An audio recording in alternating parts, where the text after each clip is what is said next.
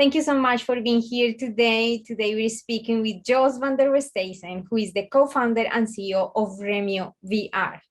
So before starting Remio, Jos completed a Ph.D. in machine learning. And Remio is all about the Rec Room for remote team building activities in VR. So to give a little bit more of context, I want to say Remio has been working with 40 of the major companies, including Trello, Netflix, Google. That sounds super exciting. And recently, they were able to raise 4.5 million in seed round investment to take Remio even further. Thank you so much, Jos, for being here today.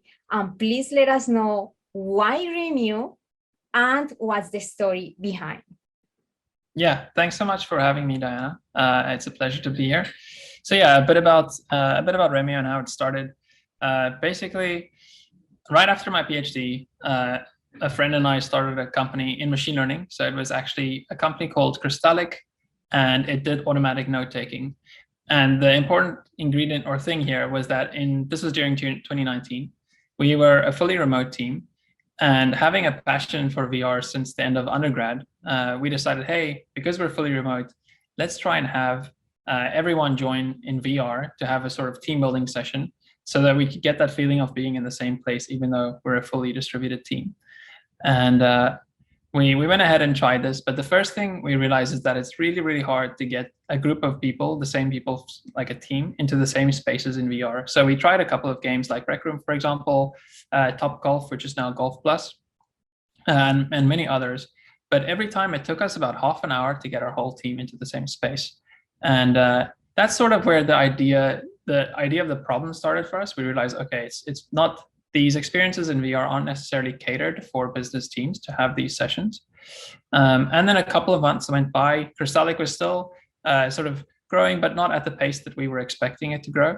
So after a few more discussions with our investors, we decided to call it quits. And right as we stopped this, we knew about this problem in VR, and both Derek, my co-founder, and I had this passion to build this product that would solve this issue for remote teams. And that's sort of where it started. And basically, since then, a couple of things that really clicked for us is that VR is actually very good at getting people to feel as though they're in the same place. And it's really good at games as well. So combining those two for business teams, you immediately get something that looks a lot like team building. And so we doubled down on team building, and basically fast forward a couple of months, we were able to pilot the product with a couple of big customers like Iterable and Fast. And a couple more months went by, and a lot of other customers noticed how good the product is for doing these remote team sessions. And yeah, that's brought us pretty much to today, where we've been fortunate to work with clients like you've mentioned before, like Google, Trello, and Netflix. Thank you so much. That's such a great introduction for us. So how was a little bit more of the process at the beginning? How were maybe those challenges or those situations that came in the way? How did you overcome them as a team? What can you tell us about the actual journey of building the app? Yeah, good question. I don't have a very summarized recollection of this, but there are a couple of problems and pitfalls that we still run into today that I'm sure a lot of other startups and development teams go through. But one of the things we'd actually learned in the previous startup was to keep it as nimble as possible. So you want to sort of develop as little as possible before you test it with a customer, right? And we like to the bone like followed this narrative. We would, for example, not always code up all of our own solutions. We would sometimes use some other apps to try and use that for team building to see what worked well, what didn't. And we sort of went on this way with like developing our own product on the side while very quickly testing it with customers from the very start. So we probably took 3 weeks of development of our first VR app before getting it into the customer's hands, and it's been the same way since. So now we release every 2 weeks, and we immediately try to get the new features in front of customers to see how they react. And I think that's a very important part, and something that you might not do if it's like purely your first product that you're releasing. So it's a big lesson we learned with the first startup. Let me see what else. There's a lot of, if I could go back in time now, there's a couple of other problems we we sort of ran into unexpectedly, which is obviously you struggle in hiring the perfect people at the start. So we made some mistakes with our first couple of hires, which meant that we had a product, and also Derek and myself built the first product, and we aren't like necessarily VR experts or coding experts. So we made a couple of mistakes, and sort of the project just grew into this big thing that was built on top of early mistakes. So probably about 6 months in, when we got some really good VR development experts, they told us like, hey, we need to completely rewrite this whole thing to get to the level of where you want to go. And basically, yeah, that's what we did. So we had to spend, while we had the product in front of customers, this sort of broken version, we had to spend another 2 or 3 extra months to rewrite the whole thing and get it in a good working order. And I'm not 100%, we haven't been in the startup journey long enough to know all of the issues that are going to come, but I do know that this like development debt is a big one, and we still run into some of those issues today. That's awesome. Thank you so much. So is it fair to say that you come mostly from a technical background? You know, you have a PhD in machine learning. Would you consider that so? Yes, very much. Yeah, because my question would be, how is it, or how challenging it is to come from this technical background and then having to actually manage a company, you know, or like an actual, you know, a startup or like a business, a solution for clients. How is that? Like, how did you balance that? Is it challenging, or how is it? Yeah, it's definitely challenging, and I don't think I'm necessarily the right person to reflect on that, because you should probably ask my team how that is doing instead of just me looking from sort of the outside. But yes, it was certainly, there were a couple of changes. I think for everyone who's going to go on a similar journey, most of the people who plan to go on a similar journey sort of just need to reflect a little and decide if the sort of wearing multiple hats is something that they can do, they have done before or tried before. Working with people is something they enjoy. I do think there's a lot of other people out there similar to me who come from a technical background, really enjoy the technical stuff, but can also sort of, you know, work with people, manage people, try out sales. They're sort of interested in trying out all the different areas that you have to be good at as a manager, CEO, business person. And definitely, I guess a lot of that, even though there's a lot of things you struggle with, the sort of the passion for making the solution is the one thing that drives you to literally do whatever it takes to get it to work. Yeah, amazing. What's the number one skill that you feel that is absolutely necessary to undertake very well, like a project like this? The absolute, that's a tricky one on the spot, but I would say the first one that comes to mind is be sort of a continual learner. So always be like, the skill you should develop is to really, really learn effectively and always seek ways to learn. Whether it's like in the way you pitch to VCs, whether it's the way you run your team, whether it's the way you hire, whether it's the way you build a product, how you learn from customers. I would say that the core skill really is like learning. And you also want to, one way, there's this good quote by, I think, Franklin Roosevelt about experience is the best teacher of all, and it's the only teacher for some fools.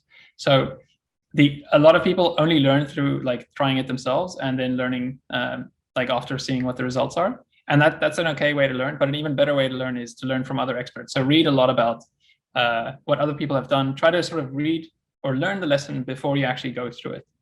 Is the thing we try to do, but it's always hard to do. Awesome. Thank you so much.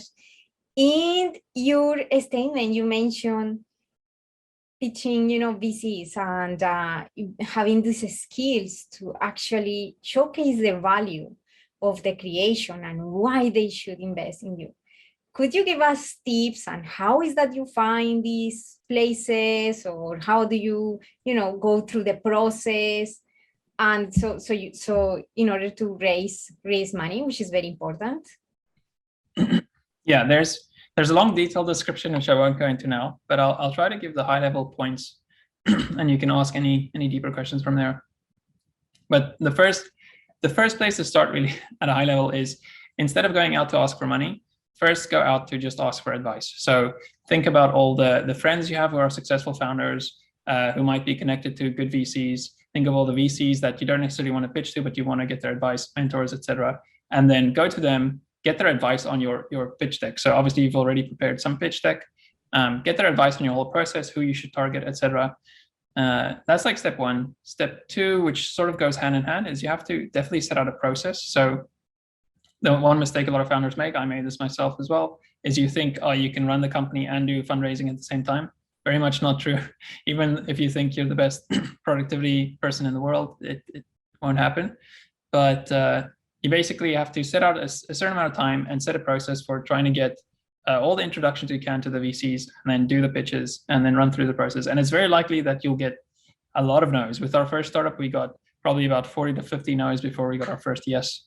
And that's just the game of pitching. You'll have to be able to accept a lot of no's, keep focused, and then going for it again. Yeah, amazing. Thank you so much. That's such a great advice.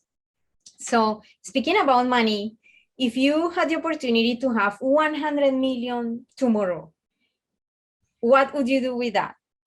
Further develop Remio, in what direction, or start a new venture?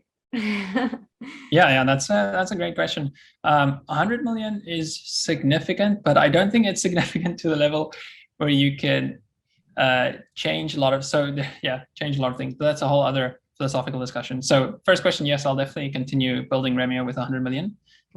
So if someone wants to give that to us, we'll go ahead. There's a lot of things to improve here. So for example, with Remio, which sort of a lot of other people in the space are also actively pursuing, is giving your customers the power, right? Giving them the power to do what they want to do.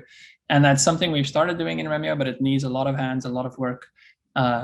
And that's pretty much, if we get that money, that's what I would spend it on, is really give all of our business customers the ability to, like, firstly, securely and with the right privacy settings, build anything that they want to build.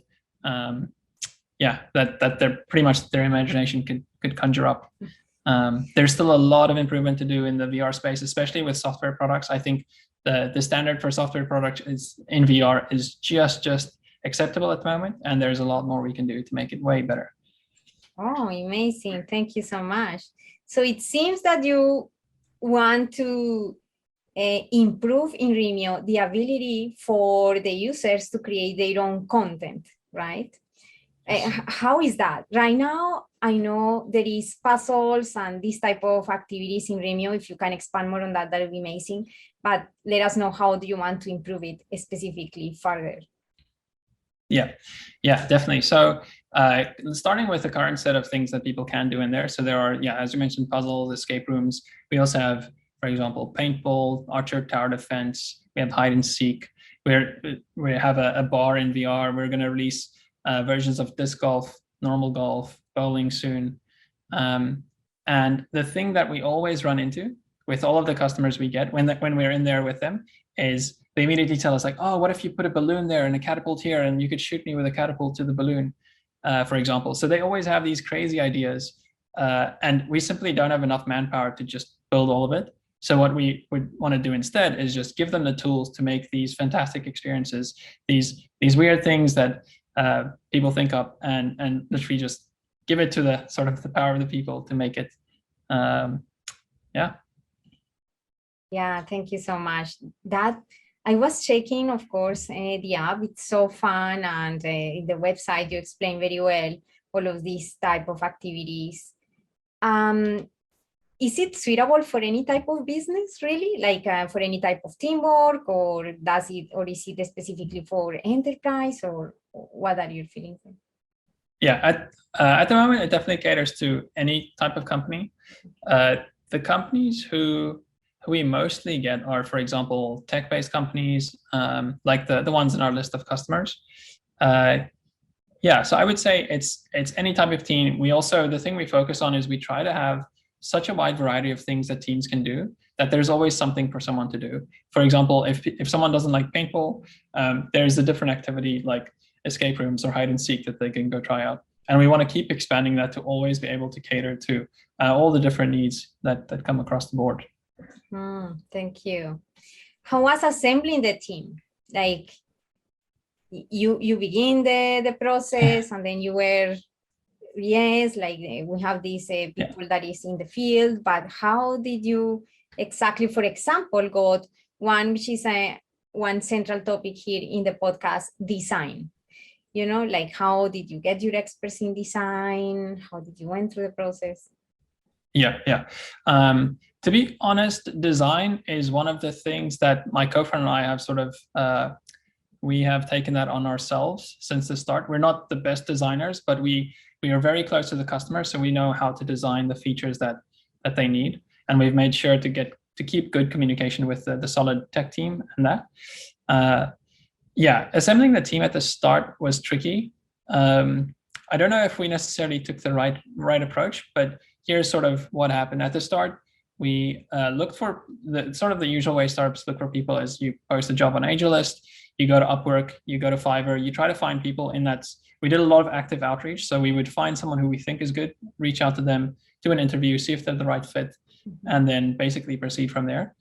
And this worked to some degree, but what really started working was when we tapped into our networks. So luckily, sort of since the end of undergrad, I'd kept in touch with the VR or XR community and made a couple of friends along the way. And also Cambridge University is quite an international place. So that meant a lot of people sort of from Poland, from Ukraine, from everywhere really come study there. And after getting our first few hires through the sort of very manual approach, we looked at our own networks and try to ask, like, for the second connection, like, hey, there's this person I see in your network. Could you maybe introduce me? And yeah, basically that's how we got a few of our very good first hires. And then, yeah, from there on, like once you're a team of the size we're about now, there's still a lot of that like AngelList recruiting posting mechanisms, but also because we have a strong team now, they also have recommendations of people that they want to bring on board and work with. Yeah. Thank you. Speaking about this aspect, after assembling the team, building the app, how did you actually bring Remio to people? Like were you able to get on board Trello, Netflix, Google? How did you do that? Yeah, very good question. So with the first like 4 customers, they were pretty much all from our own network again. So I think a lot of startups do this. You would find a friend who works at a company. What we basically did was we had a little blurb to describe what the company does. And we sent this to a couple of our friends who worked in the bigger companies and asked them to send it to their HR leaders. We probably sent out about 100 of those, and of 100, 4 came back and said, hey, yes, we want to do this. And this was very early days, so we didn't have anything yet. And so we would do these sessions with the teams. We would do it very sequentially, so not all at once, because we want to learn from each one and try to improve with the next one.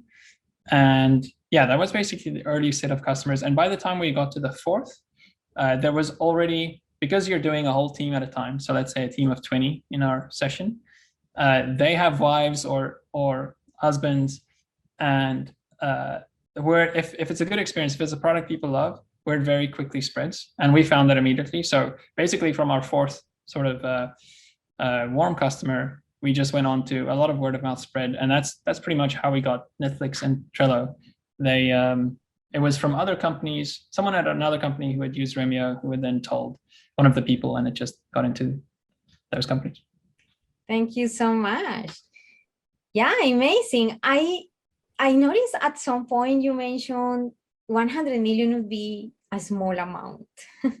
So my next question would be, what is the full vision? It doesn't matter the money. Like, what is it? That is a great question. So up to now, we've sort of planned out realistically for the next five years and the next 10 to 15 years. There's definitely going to be a lot of hardware iteration that's going to happen in the meantime, and sort of you have to plan your software development to be in sync with that. And one investor always tells me is that the hardware development is always going to be slower than you expect, which is true. So I think if you had unlimited money, we would definitely spend it on actually hardware development as well. We think, Pico and Oculus or Meta are doing a great job.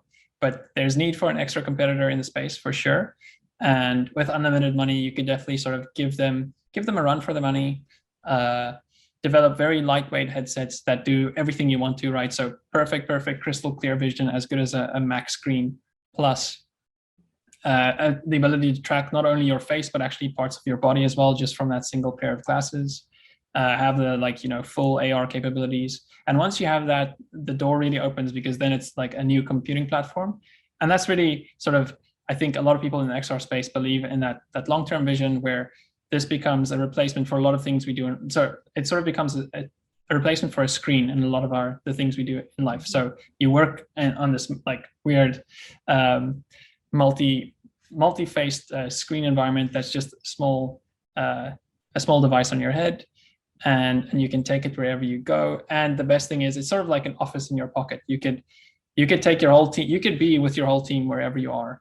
And that's pretty much the beauty of it for us. So if we had unlimited money, we'd build towards that vision of the hardware that's perfect, plus this like all-encompassing software. Yeah, amazing.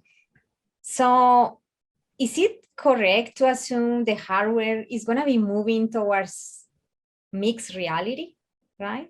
Is it correct to assume, or not necessarily? They are going to continue to be separated ways to experience XR? Yeah, that's a good question. I'm not 100% sure. I used to have strong opinions on this. So my initial thoughts on this would be that people would have two headsets, right? So you'd have a heavier, bigger one for moments when you want to get more immersed. And then you'd have lighter ones for moments where you want to walk outside, but still have like a lot of these AR capabilities. And to some degree, I still believe that, because you can see it today as well. We have our laptops and computers, but we also have TV screens. You have like these two modes, and you also have phones, right? So you have multiple ways to interact. Yeah, so I think potentially, I don't think it's going to be one device. I think you'll have like two separate ones. So does it mean your plan is to keep Remio in VR, or would you like to, develop it further, if possible, in the future, with also some sort of capability where it's used with lighter hardware? Yeah, definitely want to support lighter hardware in the future as well.